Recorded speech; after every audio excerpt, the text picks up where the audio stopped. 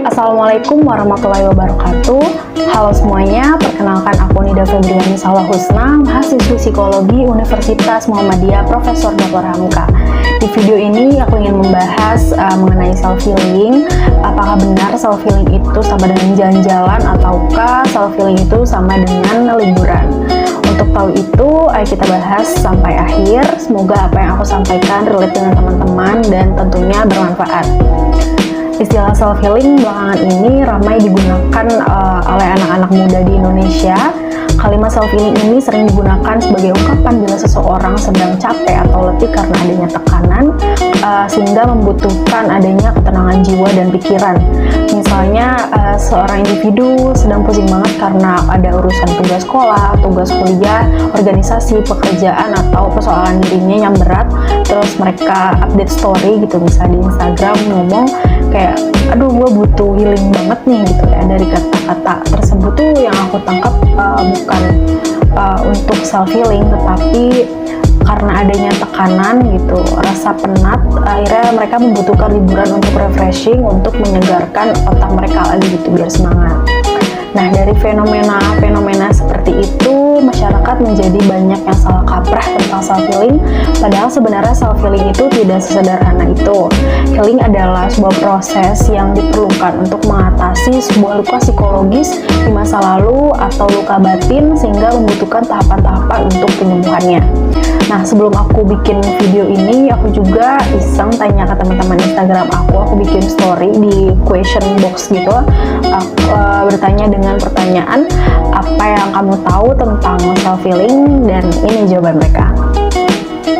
Nah, jawaban-jawaban itu sudah cukup mewakili dari yang lain sih. Ada yang nggak tahu sama sekali tentang self-healing, ada yang menyimpulkan bahwa self-healing itu penyembuhan diri dengan liburan, ada yang bilang juga self-healing itu rehat sejenak dari kesibukan dan sebagainya. Dari jawaban-jawaban yang tadi aku sebutin, aku bakal kasih tahu self-healing dalam psikologi dan menurut Islam itu ada nggak sih gitu self-healing yang harus kita lakukan dalam perspektif Islam. Teman-teman saksiin terus sampai akhir agar kedepannya kalian nggak salah kaprah lagi. Aku mulai dari definisi terlebih dahulu, apa sih gitu yang dimaksud dengan self-healing.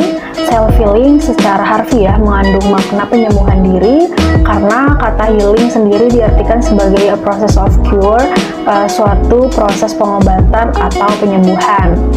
Self-healing merupakan metode penyembuhan bukan dengan obat, melainkan dengan menyembuhkan dan mengeluarkan perasaan, mengeluarkan emosi yang terpendam di dalam tubuh. Lalu apa sih gitu yang biasanya menjadi penyebab sehingga ya kita harus melakukan self-healing? Nah, penyebabnya itu ada dua. Yang pertama adalah konflik dengan orang lain, dan yang kedua adalah konflik dengan diri sendiri. Kehidupan kita pastinya selalu setiap harinya bertemu dengan orang baru, selalu berinteraksi dengan orang lain gitu setiap harinya. Nah, berinteraksi inilah yang terkadang menimbulkan konflik dengan orang lain, seperti adanya perbedaan pendapat, perbedaan status sosial, perbedaan bahasa, budaya, gender, dan lain-lainnya. Kemudian terdapat konflik putus cinta gitu, terus pengkhianatan, bullying, perceraian, kesalahpahaman, dan yang lainnya. Kemudian konflik pada diri sendiri juga terjadi karena adanya ketidakmampuan diri sendiri dalam menghadapi masalah dari eksternal yang justru malah menghakimi diri mereka sendiri.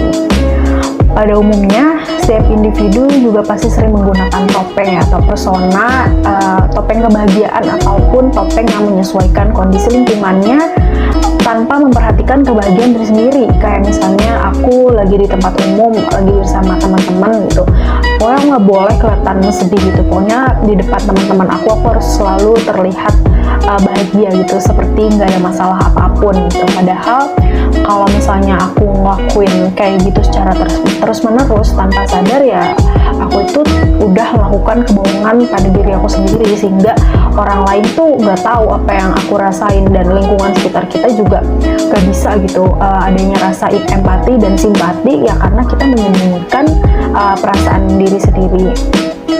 Padahal kita tuh perlu loh sesekali terbuka terhadap kondisi diri kita yang sebenarnya tanpa harus malu memandang diri yang rendah dan buruk dari orang lain, karena setiap manusia juga kan diciptakan oleh Allah Subhanahu wa Ta'ala dengan kelebihan dan kekurangannya masing-masing. Jika kita tidak bisa memahami diri dengan baik, akan semua emosi yang dirasakan akan memungkinkan yang bagi diri kita menjadi lebih buruk, seperti kita yang menjauhkan diri terus-menerus dari keluarga, sahabat dan lingkungan. Kemudian kita yang selalu meratapi kesedihan karena kita nggak bisa fokus mencari solusi dan hanya terfokus pada kesedihannya aja, yang membuat kita tidak bisa berdamai dengan diri sendiri. Kemudian individu yang memiliki rasa dendam jika memiliki konflik dengan orang lain, yang individu tersebut tuh hanya terfokus untuk balas dendam gitu karena adanya rasa benci terhadap orang lain, bukannya malah menyelesaikan masalah, malah menambah masalah kan. Kemudian individu yang menyakiti diri sendiri secara fisik atau self harm. Nah, ini bahaya banget teman-teman, karena kalau self harm itu kan bukan menyelesaikan masalah, malahan akan menambah masalah ya. Dan jika self harm juga dilakukan secara terus-menerus akan mengakibatkan kecacatan secara fisik yang membuat diri sendiri itu menjadi minder dan juga adanya rasa tidak percaya diri. Dan yang terakhir, mengakhiri hidup. Untuk mengakhiri hidup ini coba harus direnungkan benar-benar gitu, dampaknya akan seperti apa. Dan mengakhiri hidup juga kan pasti akan dipertanggungjawabkan di akhirat gitu, seperti yang difirmankan pada Quran Surat An-Nisa ayat 29, wala taqtulu anfusakum innallaha kana bikum rahimah, yang artinya dan janganlah kamu membunuh dirimu, sesungguhnya Allah Maha Penyayang kepadamu. Kemudian dijelaskan juga pada hadis riwayat Bukhari dan Muslim yang artinya barang siapa membunuh dirinya sendiri dengan suatu cara yang ada di dunia, niscaya kelak pada hari kiamat Allah akan menyiksanya dengan cara yang seperti itu pula.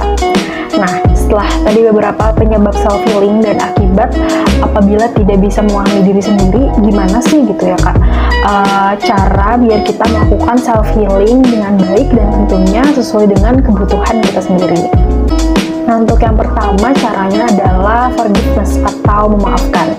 Nah, forgiveness ini merupakan suatu proses yang dilalui oleh individu untuk mengubah dan melepaskan emosi yang negatif menjadi emosi positif sehingga lebih dapat berempati, bersimpati, dan melakukan kebaikan untuk diri sendiri maupun orang lain.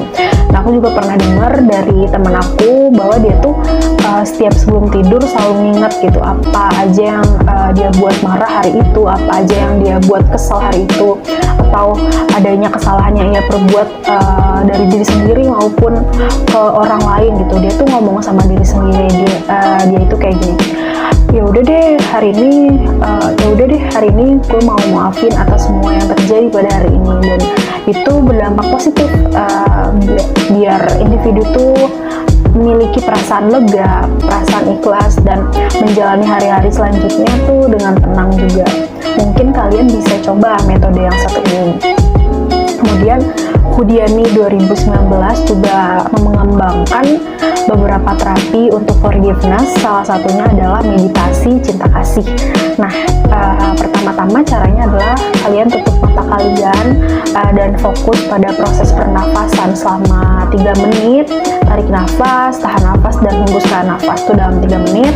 Kemudian kalian bisa mengucapkan kata-kata positif untuk diri sendiri, seperti berterima kasih kepada diri sendiri. Contohnya kayak makasih ya, kamu udah berjuang selama ini, kamu bisa menghadapi situasi sesulit apapun, kamu hebat, kamu berharga, kamu boleh nangis, kamu boleh ngeluh, tapi harus bangkit lagi, harus semangat lagi pelan-pelan untuk masa depan kamu, karena juga itu untuk kebaikan kamu, untuk kebahagiaan kamu pasti bisa untuk menjadi yang lebih baik lagi. Kemudian kita bisa meminta maaf atas tindakan-tindakan yang pernah dilakukan kepada diri sendiri, baik itu yang disengaja maupun yang tidak disengaja. Kemudian kita berdoa untuk diri sendiri, untuk selalu mendapatkan kebaikan, untuk mendapatkan kebahagiaan, kedamaian, kesejahteraan penjagaan dan dilindungi oleh Allah Subhanahu wa Ta'ala. Kemudian kita selalu memberikan dukungan untuk diri sendiri atas apa yang kita inginkan ke depannya. Dengan melakukan step by step tadi akan menciptakan mindset yang positif gitu untuk diri kita sendiri, agar ke depannya kita juga lebih bersyukur, selalu positif, dan mengenal diri kita sendiri akan emosi-emosi yang kita rasakan. Lalu untuk cara yang kedua adalah relaksasi. Nah, dengan melakukan relaksasi pastikan ya kita pasti akan berguna biar kita relax gitu ya, buat menurunkan tingkat kecemasan juga. Nah, salah satu relaksasi yang mau aku bahas kali ini adalah relaksasi Benson. Nah, apa sih relaksasi Benson? Relaksasi Benson itu merupakan relaksasi yang digunakan untuk pengobatan dalam untuk menghilangkan rasa nyeri, insomnia, kecemasan, dan hipertensi yang memiliki langkah penerapan yang dirancang oleh Benson pada tahun 1974. Nah, langkah-langkahnya pertama yaitu duduklah dalam keadaan yang tenang, dalam posisi yang nyaman. Kemudian tutup mata kalian, renggangkan semua otot mulai dari kaki sampai kepala, sampai semuanya rileks gitu. Kalian bernafas melalui hidung secara rileks. Lakukan kegiatan tersebut selama 10-20 menit. Lalu jika sudah selesai, Anda boleh membuka mata. Kemudian jangan langsung berdiri, kalian tetap duduk seperti step yang pertama tadi dengan tenang selama beberapa menit. Kemudian jaga tubuh agar tetap rileks dan tidak bersikap tegang. Nah, berlatihlah relaksasi Benson ini selama sekali atau 2 kali sehari, namun jangan melakukan dalam waktu 2 jam setelah makan karena akan mengganggu proses relaksasi. Kemudian cara selanjutnya adalah bertafakur. Tafakur artinya berpikir dengan sengaja, konstruktif, dan positif. Untuk tafakur ini bisa dimulai dengan duduk diam selama 5 menit. Setelah kalian melakukan sholat fardu, tutup mata dan pikirkan bagaimana Allah selalu memperhatikan kita. Renungkan bagaimana saat Allah tahu semua yang ada di kepala kita, kekhawatiran kita, hingga harapan kita. Sesungguhnya juga Allah Maha melihat dan Allah Maha mengetahui.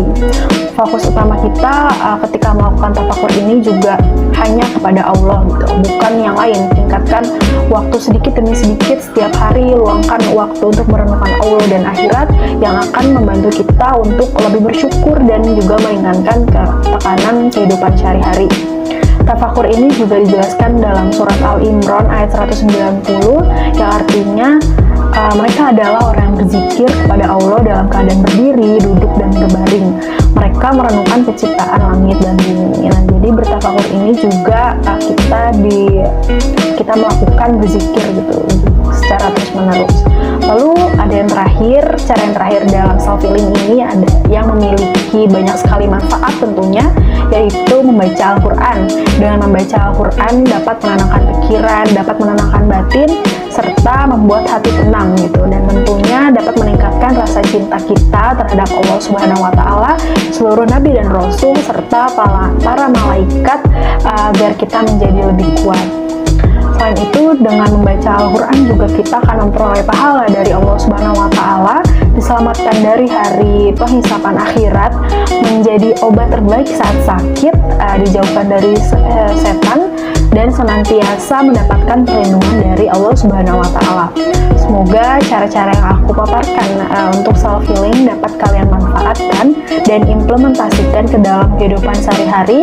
Mohon maaf apabila ada kesalahan. Jangan lupa untuk like dan share ke teman-teman terdekat kalian. Terima kasih sudah menyimak. Terima kasih sudah menyimak sampai akhir. Wassalamualaikum warahmatullahi wabarakatuh.